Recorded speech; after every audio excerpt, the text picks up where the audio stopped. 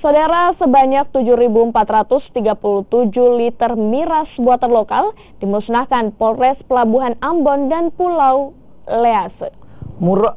Miras tersebut merupakan hasil sitaan saat razia cipta kondisi yang digelar selama 10 hari. Pemusnahan minuman keras ini dilakukan di halaman Polres Pulau Ambon dan Pulau Lease pada Kamis siang. Tim gabungan TNI Polri bersama pemerintah Kota Ambon memusnahkan 7.437 liter minuman keras hasil sitaan. Miras tersebut merupakan barang bukti dari hasil razia cipta kondisi yang digelar selama 10 hari jelang Natal dan Tahun Baru di Ambon. Dari data kepolisian dan TNI, miras merupakan pemicu utama perkelahian antar warga yang terjadi di Ambon dan wilayah sekitarnya. Sampai dengan tanggal 13, yaitu selama 10 hari.